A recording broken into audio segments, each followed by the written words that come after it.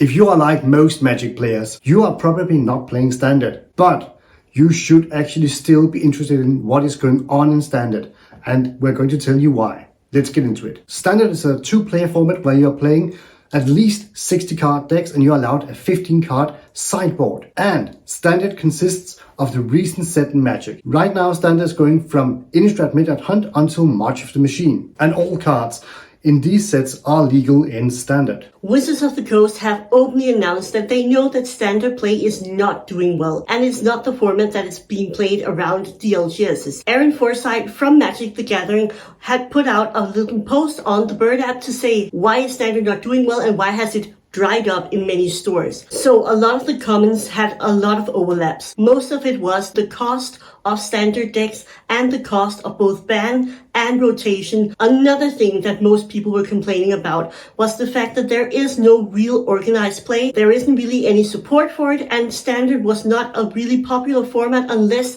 there's also some opportunities for the very competitive players. Most casual players were saying they don't really like Standard. They like the eternal formats where they can buy the cards and be sure that they can continue on playing them. And there were also a few people in the comment section telling him, hey, if Standard is almost free to play and very easily accessible on MTG Arena, why do I even need to buy those cardboard cards? As we can clearly see from these comments and also the statistics from Wizards of the Coast, Standard is not a popular format anymore. What's really interesting to note is that even though Standard is not the most played format, the prices on individual cards that are popular in Standard are still really affected when they get banned. Are you playing Standard? Are you also thinking that Standard is drying up? Let us know down in the comment section. Wizards of the Coast have expanded Standard from going 2 years in a block to now spanning 3 years in a block. We have listed 3 different scenarios to us why this has great effect and impact on your gameplay and your decks, even though you're not playing Standard. First scenario that might impact you directly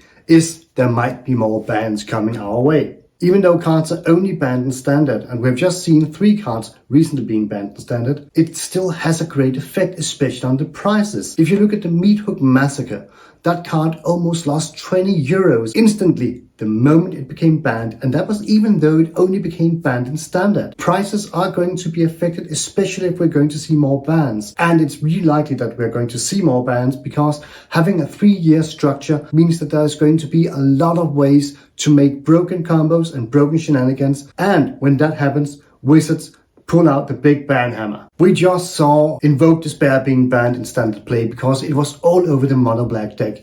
Another card being all over the mono black deck is Shieldred Whispering Apocalypse. She is really expensive, she's really powerful, and she is in most decks featuring black. So she might be a great contender for the next card being banned. And when that happens, her price is going to drop rapidly. So watch out for that card. It could become a real toxic asset. If you are getting any value out of this video, please consider hitting the like button and the subscribe button. It really helps the channel and we would truly appreciate it. Thank you. Next scenario that's really likely to happen in a 3-year block structure for Standard play is that important game pieces are going to stay important for a longer period of time. We saw that the good old Goldspan Dragon, the moment it rotated out of Standard, the prices dropped and it became less important in eternal formats. But having a longer Standard format means that important game pieces thereby will also acquire more value over time. The last scenario, and this is kind of the opposite of what I just said before, because we're going to have a longer Standard format, we're also going to see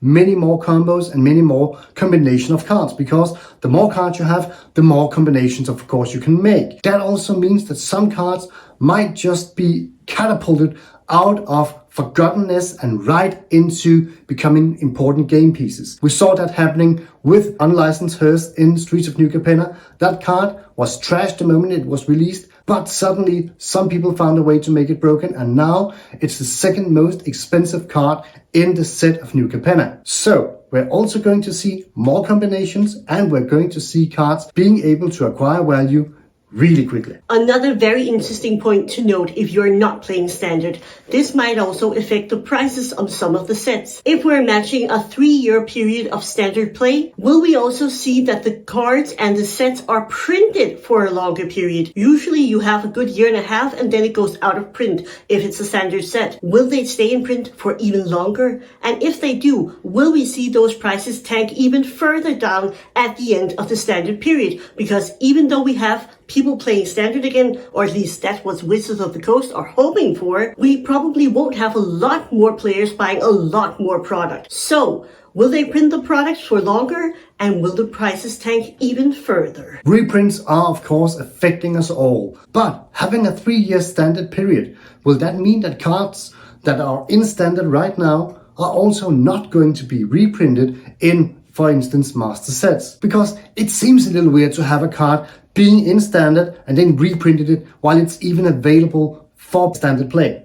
I don't see that as an opportunity that Wizards of the Coast are going to do. So that means that we might, in effect, de facto get a 3-year no print policy for cards that are in Standard. And that is good news for all of us card collectors. Stay tuned, we have saved the best for last. But before we get to the real juicy part and the real juicy discussion, there's one last point I want to make. And that is that Wizards of the Coast are really hesitant to make powerful lands. It is not every set that we see a rare land cycle. And when we do, they might just be reprints. Ice Age, I'm looking at you. Having a 3-year period where rare land cycles could be legal in Standard, that means that Wizards of the Coast effectively are going to print less rare lands because the rare lands are going to be in Standard for a longer period. But that is actually bad news for all of us Commander players, because if there is a format that really needs powerful rare lands, that is the Commander players. And since Standard has been prolonged, that might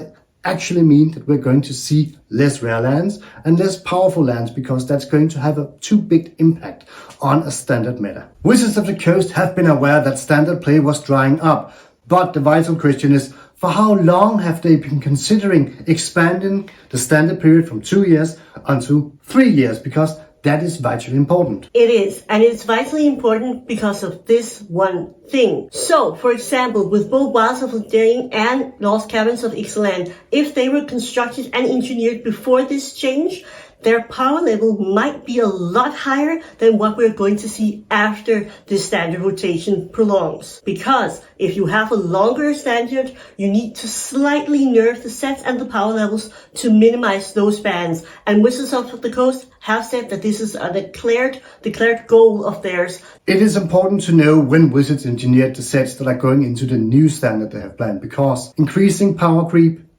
bans, and a longer period of Standard play are not compatible. You can't have all three at the same time. And that means that Wizards of the Coast are going to have some of these points go away. We know that they are not going to be fond of making bans. That means they're going to reduce the time of the Standard play. That seems unlikely. The only thing left to tinker on is actually the power creep. So we are probably going to see a lot less powerful sets, and we're going to see less power creep in the future sets, simply because they are needing to adjust the Standard play. And if you want to know more about those future sets coming up this year, please do hit the video up there about Wilds of Eldraine, or the video down here about all the Magic sets coming out in 2023. We wanted to take a moment to just thank our members here on the YouTube channel. Thank you so much. And to everyone watching, liking, and engaging, we really love your support, and we look forward to see you in the next video. Thanks for watching, everybody.